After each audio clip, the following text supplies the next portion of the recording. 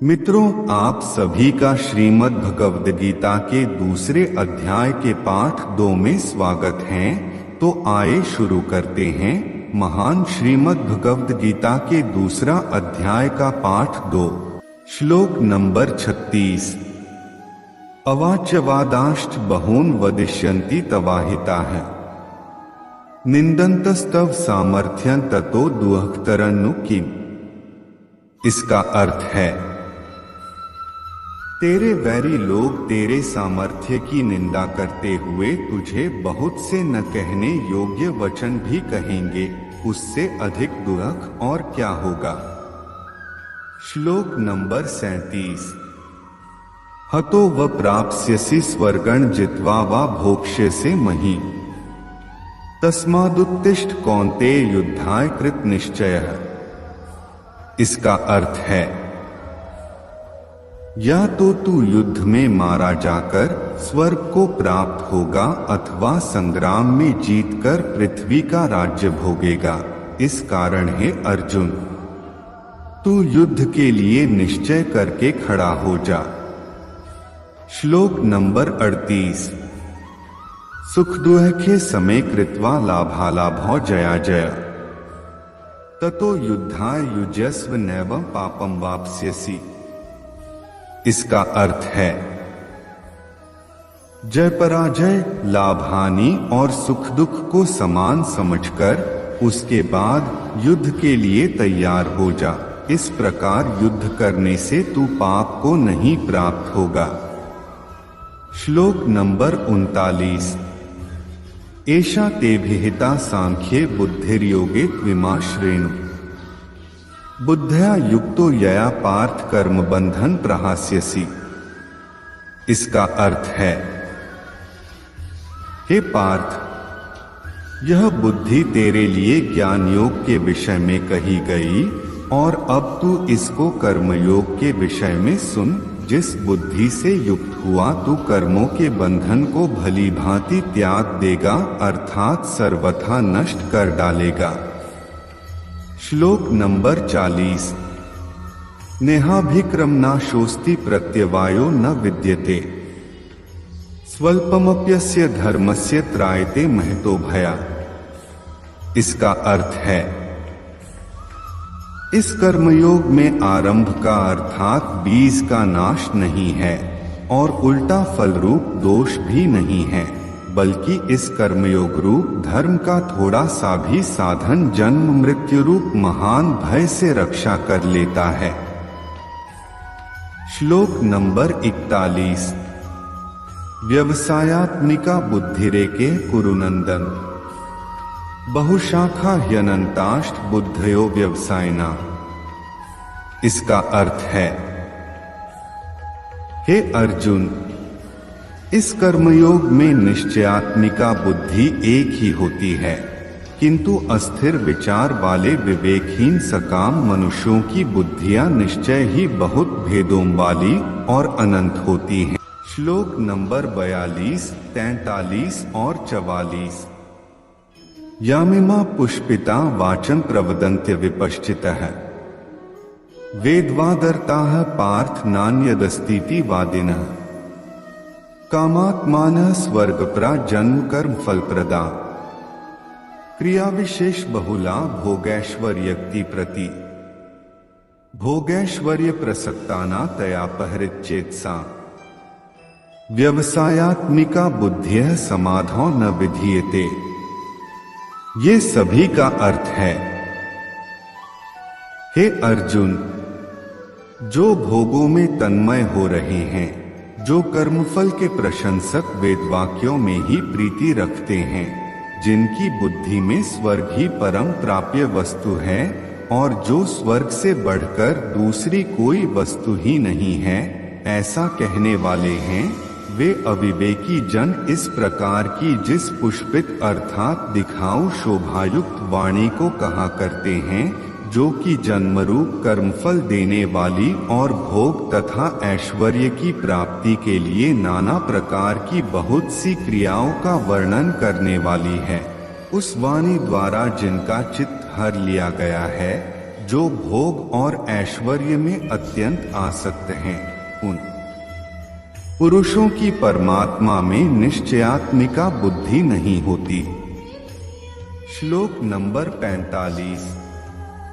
त्रैगुण्य विषया वेदा निस्त्रैगुण्यो भवार्जुन, निर्द्वंद्वो नित्य सत्वस्थो निर्योगक्षेम आत्मवान। इसका अर्थ है,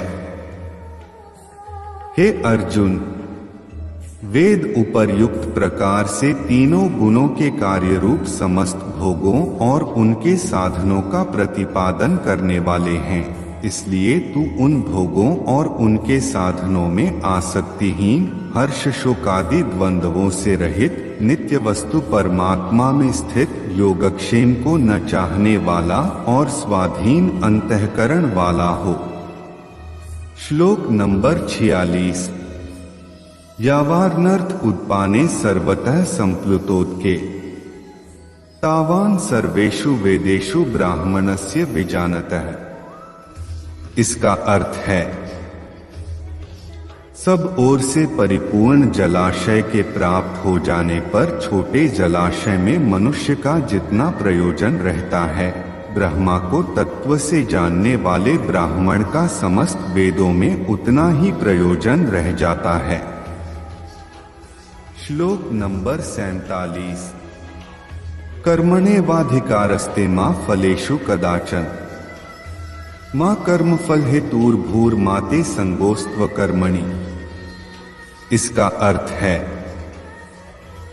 तेरा कर्म करने में ही अधिकार है, उनके फलों में कभी नहीं, इसलिए तू कर्मों के फल का हेतु मत हो तथा तेरी कर्म न करने में भी आसक्ति न हो।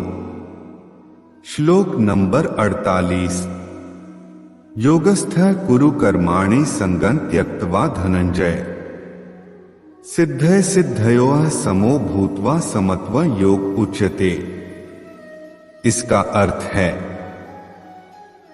हे धनंजय, तू आसक्ति को त्याग कर तथा सिद्धि और असिद्धि में समान बुद्धि वाला होकर योग में स्थित हुआ कर्तव्य कर्मों को कर, समत्व भाव ही योग कहलाता है।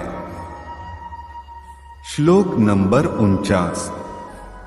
दूरेण ह्यवरं कर्म बुद्धियोगात् धनंजय, बुद्धो शरणमन्विच्छ कृपणाः फलहेतवः। इसका अर्थ है, इस समत्व बुद्धि योग से सकाम कर्म अत्यंत ही निम्न श्रेणी का है, इसलिए हे धनंजय, तू समबुद्धि में ही रक्षा का उपाय ढूंढ, अर्थात बुद्धि योग का ही आश्रय ग्रहण कर, क्योंकि फल के हेतु बनने वाले अत्यंत दीन हैं। श्लोक नंबर 50। बुद्धियुक्तो जहातीह उभे सुकृत दुष्कृते, तस्माद्योगा युज्यस्व योगः कर्मसु कौशलम। इसका अर्थ है, संबुद्धियुक्त पुरुष पुण्य और पाप दोनों को इसी लोक में त्याग देता है, अर्थात उनसे मुक्त हो जाता है। इससे तू समत्वरूप योग में लग जा, यह समत्वरूप योग ही कर्मों में कुशलता है, अर्थात कर्म बंधन से छूटने का उपाय। श्लोक नंबर 51। कर्मजं बुद्धियुक्ता ही फलं त्यक्त्वा मनीषिणः, जन्म बंध विनिर्मुक्ताः पदं गच्छन्त्यनामयम्। इसका अर्थ है, क्योंकि संबुद्धि से युक्त ज्ञानी जन कर्मों से उत्पन्न होने वाले फल को त्याग कर जन्मरूप बंधन से मुक्त हो निर्विकार परम पद को प्राप्त हो जाते हैं। श्लोक नंबर 52। यदा ते मोहकलिलं बुद्धिर्व्यतितृष्यति, तदा गन्तासि निर्वेदन श्रोतव्यस्य श्रुतस्य च। इसका अर्थ है, जिस काल में तेरी बुद्धि मोहरूप दलदल को भली भांति पार कर जाएगी, उस समय तू सुने हुए और सुनने में आने वाले इस लोक और परलोक संबंधी सभी भोगों से वैराग्य को प्राप्त हो जाएगा। श्लोक नंबर 53। श्रुतिविप्रतिपन्ना ते यदा स्थास्यति निश्चला समाधावचला बुद्धिस्तदा योगम वाप्स्यसि। इसका अर्थ है, भांति भांति के वचनों को सुनने से विचलित हुई तेरी बुद्धि जब परमात्मा में अचल और स्थिर ठहर जाएगी तब तू योग को प्राप्त हो जाएगा, अर्थात तेरा परमात्मा से नित्य संयोग हो जाएगा। श्लोक नंबर 54। अर्जुन उवाच स्थितप्रज्ञस्य का भाषा समाधिस्थस्य केशव स्थितधीः की प्रभाषेत किमासीत व्रजेत की। इसका अर्थ है,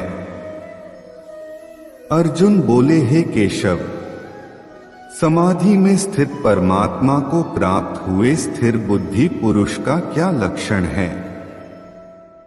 वह स्थिर बुद्धि पुरुष कैसे बोलता है, कैसे बैठता है और कैसे चलता है?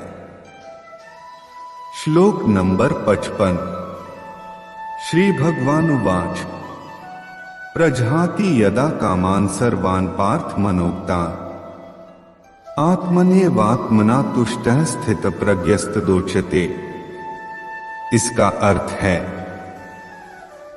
श्री भगवान बोले, हे अर्जुन, जिस काल में यह पुरुष मन में स्थित संपूर्ण कामनाओं को भली भांति त्याग देता है और आत्मा से आत्मा में ही संतुष्ट रहता है, उस काल में वह स्थित प्रज्ञ कहा जाता है। श्लोक नंबर 56। दुःखेष्वनुद्विग्नं नाह सुखेषु वित्तस्पृहः वीतराग भय क्रोधः स्थित धीर मुनिरुच्यते। इसका अर्थ है, दुखों की प्राप्ति होने पर जिसके मन पर उद्वेग नहीं होता, सुखों की प्राप्ति में जो सर्वथा निःस्पृह है तथा जिसके राग भय और क्रोध नष्ट हो गए हैं, ऐसा मुनि स्थिर बुद्धि कहा जाता है। श्लोक नंबर 57। यह सर्वत्रान्भिस्नेहस्तत्तत् प्राप्य शुभाशुभम् नाभिनंदति न द्वेष्टि तस्य प्रज्ञा प्रतिष्ठिता। इसका अर्थ है, जो पुरुष सर्वत्र स्नेह रहित हुआ उसो शुभ या अशुभ वस्तु को प्राप्त होकर न प्रसन्न होता है और न द्वेष करता है, उसकी बुद्धि स्थिर है। श्लोक नंबर 58। यदा संहर्ते चायं कूर्मोऽग्निः सर्वशः इंद्रियाणीन्द्रियार्थेभ्यस्तस्य प्रज्ञा प्रतिष्ठिता। इसका अर्थ है, और जैसे कछुआ सब ओर से अपने अंगों को समेट लेता है, वैसे ही जब यह पुरुष इंद्रियों के विषयों से इंद्रियों के सब प्रकार से हटा लेता है, तब उसकी बुद्धि स्थिर है, ऐसा समझना चाहिए। श्लोक नंबर 59। विषया विनिवर्तन्ते निराहारस्य देहिनः रसवर्ज रसोप्यस्य परं दृष्ट्वा निवर्तते। इसका अर्थ है, इंद्रियों के द्वारा विषयों को ग्रहण न करने वाले पुरुष के भी केवल विषय तो निवृत्त हो जाते हैं, परंतु उनमें रहने वाली आसक्ति निवृत्त नहीं होती। इस स्थित प्रज्ञ पुरुष की तो आसक्ति भी परमात्मा का साक्षात्कार करके निवृत्त हो जाती है। श्लोक नंबर 60। यत्तो ह्यपि कौन्तेय पुरुषस्य विपश्चितः इंद्रियाणि प्रमाथीनि हरन्ति प्रसभं मनः। इसका अर्थ है, हे अर्जुन, आसक्ति का नाश न होने के कारण ये प्रमथन स्वभाव वाली इंद्रियां यत्न करते हुए बुद्धिमान पुरुष के मन को भी बलात् हर लेती हैं। श्लोक नंबर 61। तानि सर्वाणि संयमय युक्त आसीत् मत्परः वशे हि यस्येन्द्रियाणि तस्य प्रज्ञा प्रतिष्ठिता। इसका अर्थ है, इसलिए साधक को चाहिए कि वह उन संपूर्ण इंद्रियों को वश में करके समाहित चित्त हुआ मेरे परायण होकर ध्यान में बैठे, क्योंकि जिस पुरुष की इंद्रियां वश में होती हैं उसी की बुद्धि स्थिर हो जाती है। श्लोक नंबर 62। ध्यायतो विषयान् पुंसः संगस्तेषु जायते, संगात् संजायते कामः, कामात् क्रोधो भी जायते। इसका अर्थ है, विषयों का चिंतन करने वाले पुरुष की उन विषयों में आसक्ति हो जाती है, आसक्ति से उन विषयों की कामना उत्पन्न होती है और कामना में विघ्न पड़ने से क्रोध उत्पन्न होता है। श्लोक नंबर 63। क्रोधात् भवति सम्मोहः, सम्मोहात् स्मृति विभ्रमः, स्मृतिभ्रंशात् बुद्धिनाशो, बुद्धिनाशात् प्रणश्यति। इसका अर्थ है, क्रोध से अत्यंत मूढ़ भाव उत्पन्न हो जाता है, मूढ़ भाव से स्मृति में भ्रम हो जाता है, स्मृति में भ्रम हो जाने से बुद्धि अर्थात ज्ञान शक्ति का नाश हो जाता है और बुद्धि का नाश हो जाने से यह पुरुष अपनी स्थिति से गिर जा। श्लोक नंबर 64। रागद्वेष वियुक्तैस्तु विषयानिन्द्रियैश्चरन्, आत्मवशैर्विधेयात्मा प्रसादमधिगच्छति। इसका अर्थ है, परंतु अपने अधीन किए हुए अंतःकरण वाला साधक अपने वश में की हुई रागद्वेष से रहित इंद्रियों द्वारा विषयों में विचरण करता हुआ अंतःकरण की प्रसन्नता को प्राप्त होता है। श्लोक नंबर 65। प्रसादे सर्वदुः खाना हानिरस्योपजायते, प्रसन्न चेतसो ह्याशु बुद्धियः पर्यवतिष्ठते। इसका अर्थ है, अंतःकरण की प्रसन्नता होने पर इसके संपूर्ण दुखों का अभाव हो जाता है और उस प्रसन्न चित्त वाले कर्मयोगी की बुद्धि शीघ्र ही सब ओर से हटकर परमात्मा में ही भली भांति स्थिर हो जाती है। श्लोक नंबर 66। नास्ति बुद्धिर्युक्तस्य न चायुक्तस्य भावना, न चाभाव्यतः शांतिर्शांतस्य कुतः सुखम। इसका अर्थ है, न जीते हुए मन और इंद्रियों वाले पुरुष में निश्चयात्मिका बुद्धि नहीं होती और उस अयुक्त मनुष्य के अंतःकरण में भावना भी नहीं होती तथा भावनाहीन मनुष्य को शांति नहीं मिलती और शांतिरहित मनुष्य को सुख कैसे मिल सकता है। श्लोक नंबर 67। इंद्रियाणा हि चरता यन्मनोनुविधीयते, तदस्य हरति प्रज्ञा वायुर्नाभमिवाम्भसि। इसका अर्थ है,